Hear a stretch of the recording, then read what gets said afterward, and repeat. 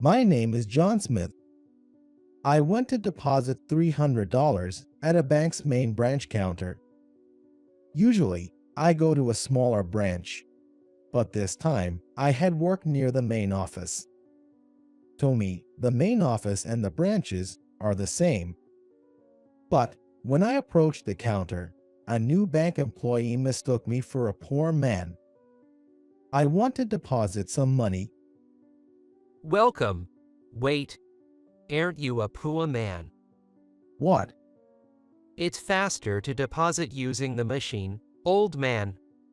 Uh, Use the machine. It's right there. Don't bother anyone, just do it yourself. no, I don't trust machines. You don't trust machines. In this day and age. Seriously. Are you like Rip Van Winkle or something, old man? No, it's not that. Just kidding, just kidding. Don't you get a joke, man? Just don't come to the counter. It's a hassle. A hassle. Yo, it's a hassle. Look, the counter is for more important stuff. You're probably not depositing much anyway. Being poor and all. It's really a bother. But that's your job, isn't it? Sure, it's my job. But I'm not here just for you, old man. If you want to deposit, make it a larger amount. Then I'd be happy to help. Can't you just do your job? No way, it's just a bother. People like you make my job harder. You think we'll do anything at the counter. That's a mistake. Other banks would accept my deposit. Then go to another bank. I don't want to. I mean, you're just going to use it soon anyway, right? What's the point of depositing such a small amount? Makes no sense. It's up to the customer to decide if it's meaningful, right? What now? You always have something to say. That's why I dislike old guys. So arrogant. What did you say? Alright, fine. I'll make the deposit. Just fill out this form and bring it here. I thought he was incredibly rude, but since I was there, I filled out the deposit slip and brought it to the counter. Ah, just as I thought. What now? It's my line. What's this, $300? That's why I hate deposits from poor people. $300 is still money. It's a bank, after all. You should accept whatever amount the customer wants to deposit. Look, at least deposit like $1,000. If you can't even do that, what's the point of coming to the counter, right? Otherwise, just use the machine. It's much easier once you get the hang of it. No, I prefer the counter. Why are you so stubborn? You drive a car, right? Yes, of course. What's the difference between that and the machine? You use a smartphone normally, right? Then you can use that machine too. I'll make the deposit this time, but next time, please use the machine.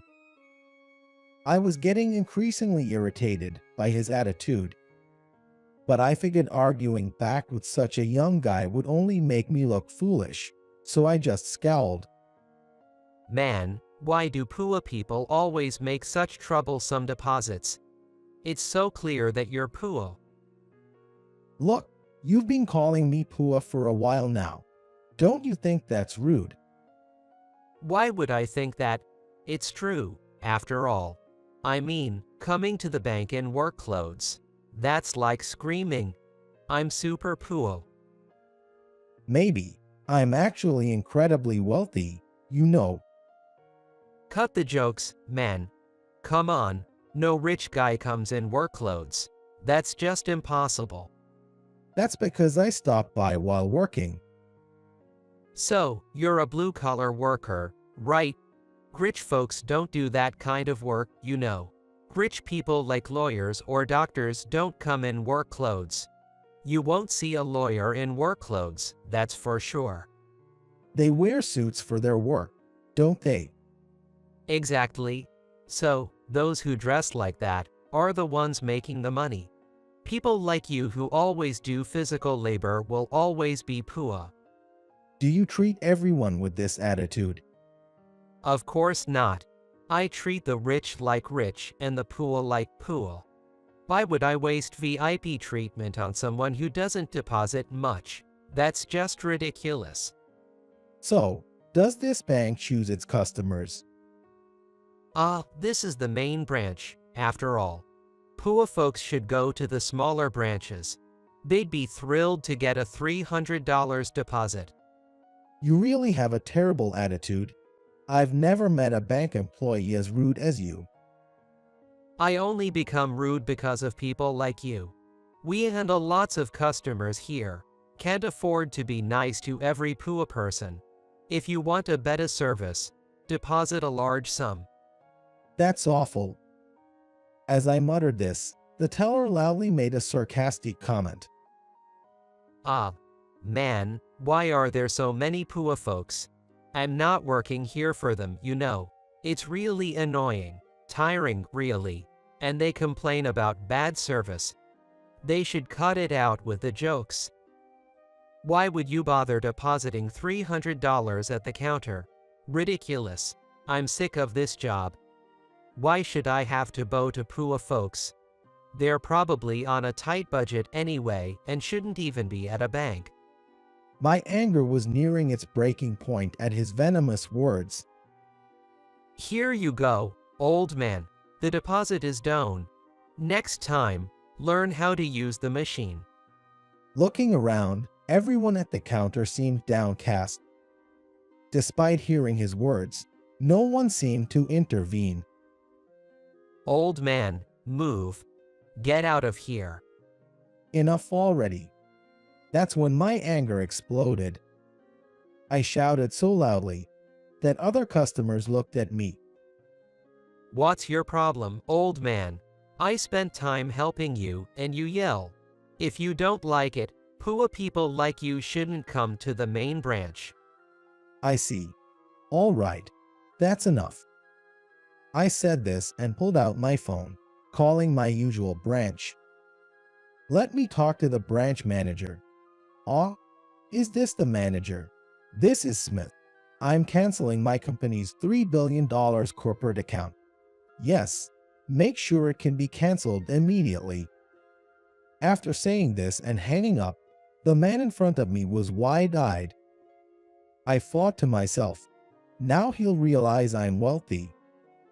But, to my surprise, he burst out laughing. What are you doing, pretending to be rich? A corporate account with $3 billion? Dream on, man. You think I'd be surprised? That's impossible. Poor people's fantasies are just like that. What a show. Did you just call your wife to pretend? Feeling like playing a role at your age? As he laughed uproariously, I just stared at him silently. I knew his laughter would soon turn into a strained expression.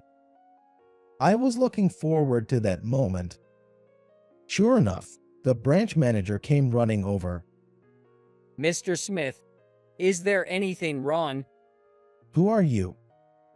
I'm the manager of this main branch. I just heard from your branch about your corporate account cancellation. I've come to talk to you personally. Well, you're too late. I've already decided to cancel. Please, could we, talk in the back? There must be some misunderstanding. No, there's no misunderstanding.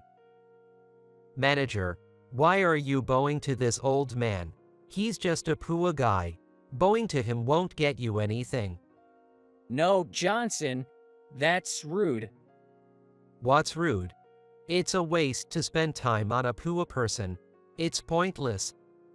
Could you be quiet for a moment? For some reason, the manager did not yell at or reprimand this man named Johnson.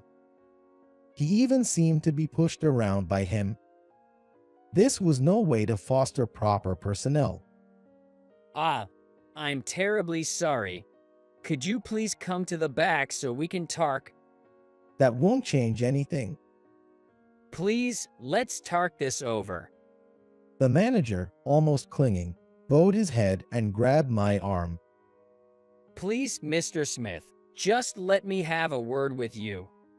Seeing the manager's desperate state, I agreed to talk and headed to the back.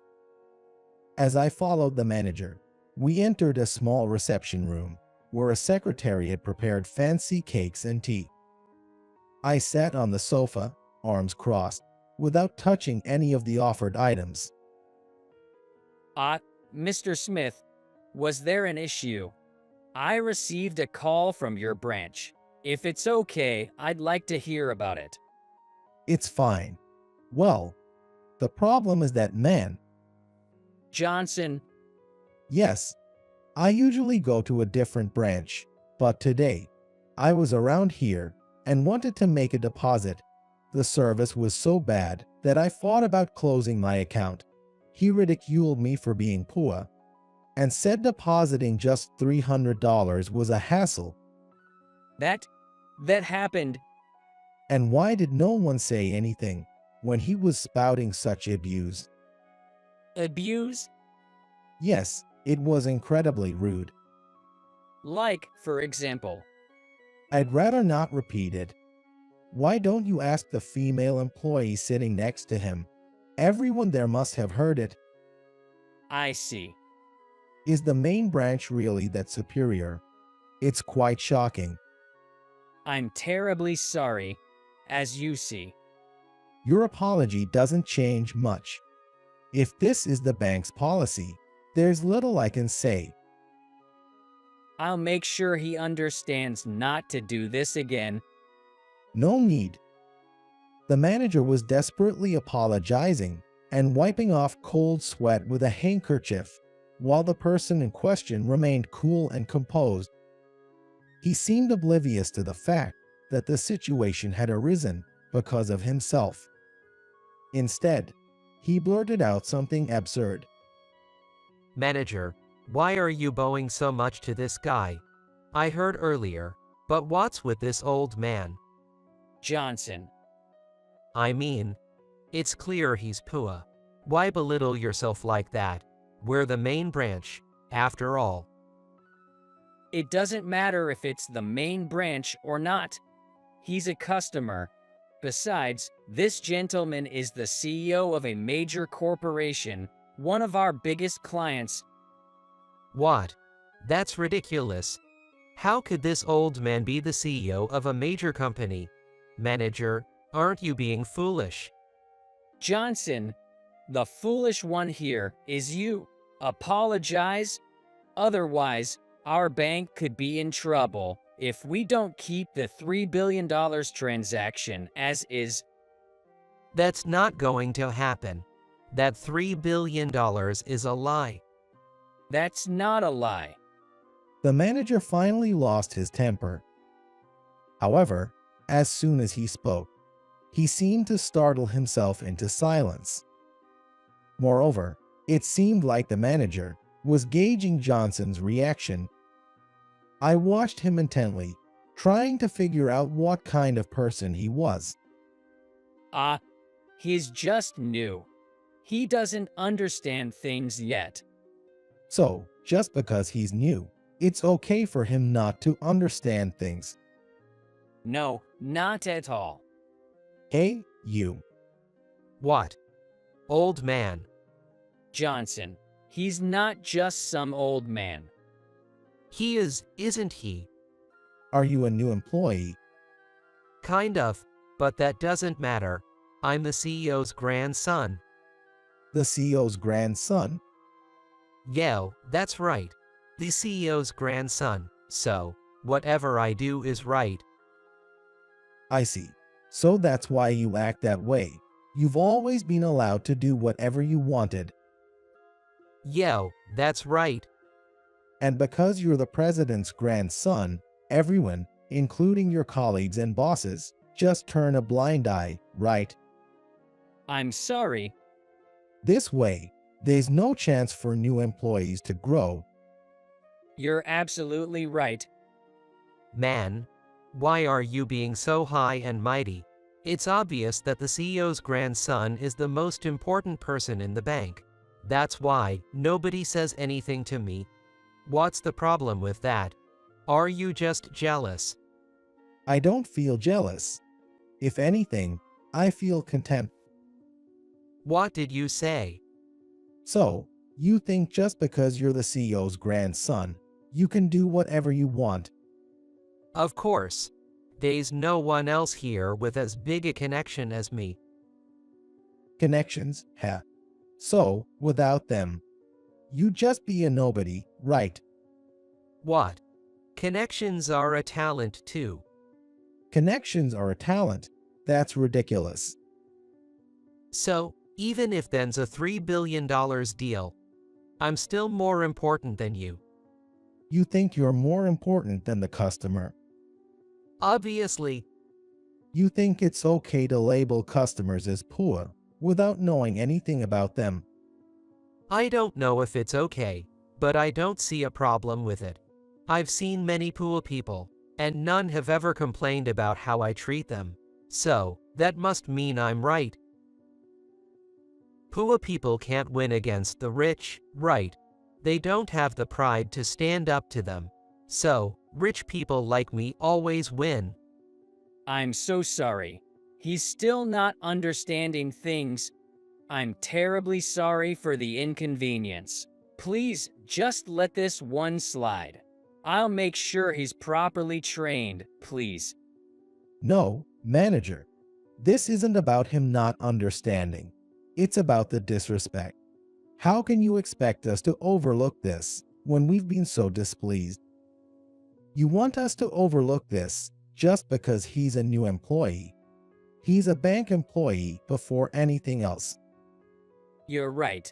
Johnson, apologize. Apologize now. Why should I apologize? If you want to apologize so badly, you do it, manager. It's got nothing to do with me. I'm not in the wrong. Johnson. That's why I'm canceling the $3 billion. I can do it here, right? Yes, but please reconsider losing all $3 billion at once. Tell that to him. I was planning to keep it here. His attitude and the way you treat the CEO's grandson changed my mind. Yes, but withdrawing everything at once. It's fine. Please put it in this bank. I said this and placed another bank's passbook on the table.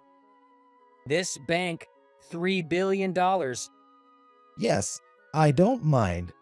This bank is small, but they treat me well. I prefer it much more than keeping my money here.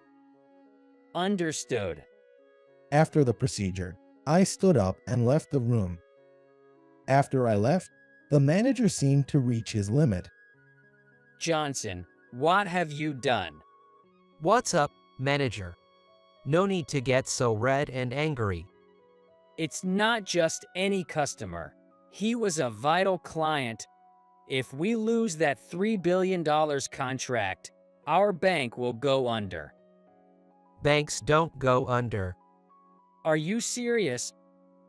Yeah, of course. Banks don't collapse. I've never heard of a bank failing, and the CEO also said banks don't fail. It's a safe and secure job. What are you talking about? Don't you know other banks have failed, and not just a few, but dozens of them? The myth that banks can't fail has long since vanished. That's only for the other banks, man. Why worry about that, huh? It's not impossible for it to happen. It's fine. Enough. Whether you're the CEO's grandson or not, this is a job. What? What you did is unacceptable for a bank employee and as a member of society. If you keep thinking like that, not only will the bank fail, but everyone in all of the bank's branches will be out on the streets. Think about that as the CEO's grandson. Are you that clueless? Intimidated by the manager's anger, even Johnson was taken aback. His previous confident manner had vanished, replaced by a flustered state. But, I mean, how was I supposed to know? With the way he was dressed, there's no way to tell he was wealthy. If you didn't know, why didn't you ask a senior colleague? But he looked like a poor person. So what if he's poor? A poor person is still a customer. But everyone says during break times that poor people coming to the counter is a nuisance. The small deposits mean more work. That's why I said it, for everyone's sake. The counter work is busy enough as it is. That everyone says that is a mistake, but saying it to a customer is an even bigger mistake. But it was only $300. It's a waste of time. That's why I suggested using the machine, but that guy just didn't get it. Enough, you're fired. What? Fired? That can't be. I'm the CEO's grandson. I'll talk to the CEO about this. No way. Getting fired over something like this? That can't be. This kind of thing? What do you mean this kind of thing? If you don't want to be fired, then get that $3 billion cancellation revoked. No way. Why am I being scolded like this? I'm the CEO's grandson. Seemingly shocked at being scolded for the first time, Johnson was quite surprised. And his reaction wasn't to come and apologize to me, but to go crying to his grandfather, the CEO. Grandpa, help me. What is it, Mike? Help me. Is this about Mr. Smith's $3 billion? Yo, exactly. The manager is trying to fire me. There's no way that's right. I did nothing wrong, so why should I be fired? You think you did nothing wrong. You caused a loss of $3 billion. You're lucky that getting fired is all that's happening. Grandpa, what are you saying? Your grandson is getting fired. Can't you cancel the firing? Even as the CEO, that's impossible. Why?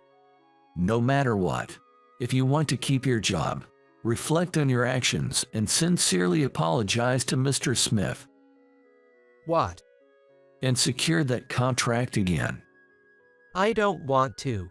That means I have to bow down. My pride won't allow that. Unless you do, your dismissal won't be retracted. Even if your grandson gets fired.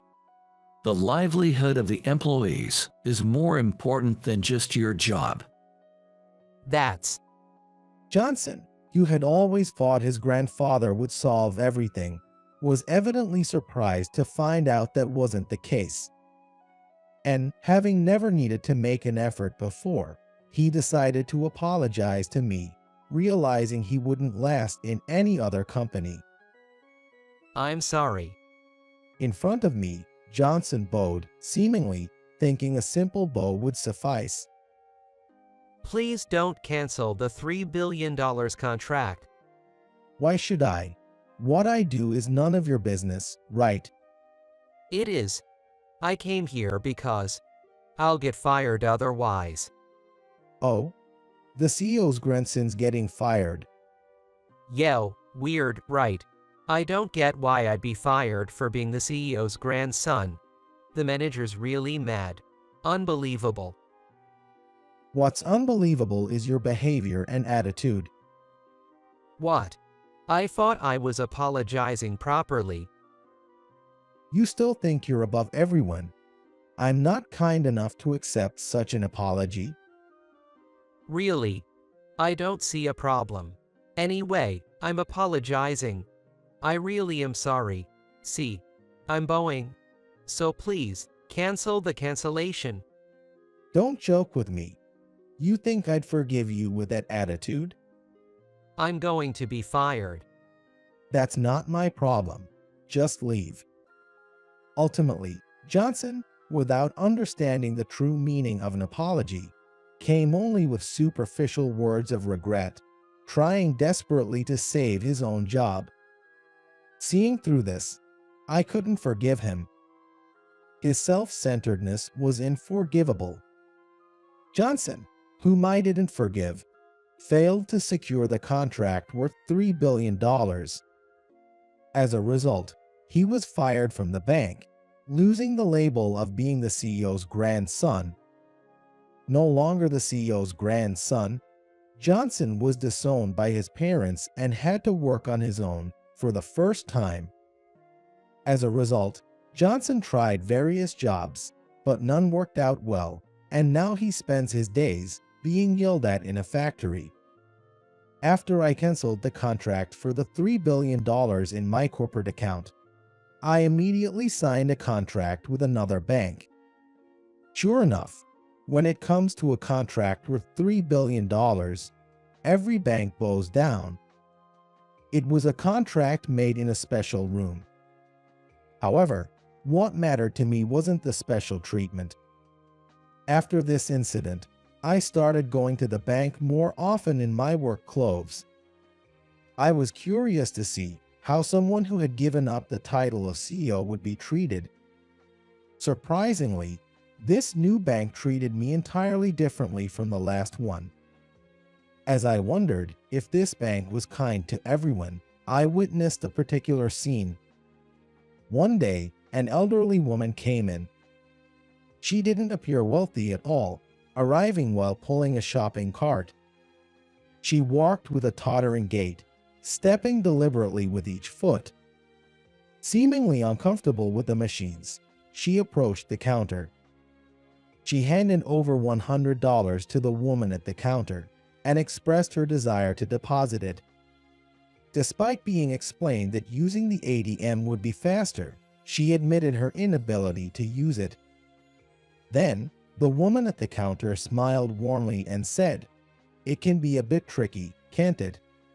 Then, as she handed over the deposit slip, the woman asked, "Could you please fill this out and bring it back?" But the elderly lady, unable to see, explained her vision impairment. It's a natural part of aging to experience vision loss. Now, what kind of response will the bank give? As I was thinking this, a customer service representative called over an employee to teach the elderly woman how to fill out the form carefully. Once she managed to fill it out, they connected her to the service counter. The bank staff also exchanged words, saying, "Thank you and please take care of this." The staff guided the elderly lady to a chair and asked her to sit and wait. However, when her name was called, she did not respond to the voice. And there, once again, the same guide appeared. The attendant said, "You've been called. Please go over there," as they guided her to the counter. After the entire process was completed, the elderly lady repeatedly expressed her gratitude verbally. The bank employee, with an unceasing smile, bid her farewell, saying, "Take care." Witnessing this heartwarming scene, I felt assured that depositing a large sum in this bank was the right decision. On a crucial morning when I had a major presentation involving a massive deal worth $5 billion, I arrived at the venue just in the nick of time after helping a pregnant woman who had collapsed at the station. At the venue, a co-worker who always viewed me as a rival had already finished distributing the materials and was taking credit for it. The next day, I was summoned by the company president and handed a pink slip. What's the meaning of being late for such an important presentation? You claim you helped a pregnant woman and that's why you were delayed. Stop lying. I'm not lying. As I tried to defend myself, my co-worker chimed in, "Well, boss, this guy always makes excuses to get out of work. This time, I happened to cover for him, but it could have caused significant damage to the company, you know." That's right. I hate liars the most. We don't need people like you in our company. You're fired, fired. My co-worker smirked beside me. Indeed, I was at fault for being late. It was such a cruel decision to get fired without any investigation, but those who had belittled me didn't know. This was the countdown to their downfall. My name is John Smith. I work at a startup company in the city. Although it's a startup, the company already has a reputation, and it's a grateful company that recognizes performance as long as you have the motivation and skills, even for someone like me who only graduated from high school. The workload is heavy, but I lead a reasonably fulfilling life. Today, to celebrate the successful presentation of my team, I came to a familiar Western-style bar with my coworkers, Mike, Sarah, and others. This restaurant, located a little off the main street, is called Four Seasons, and it literally offers delicious meals according to the seasons. The proprietress, Emily, is a young, beautiful woman who looks great in dresses and has a good reputation among customers. Of course, the food here is fantastic, and I absolutely love the chili beans at this bar. It's like the taste of my mother's cooking from the past, and no matter how tired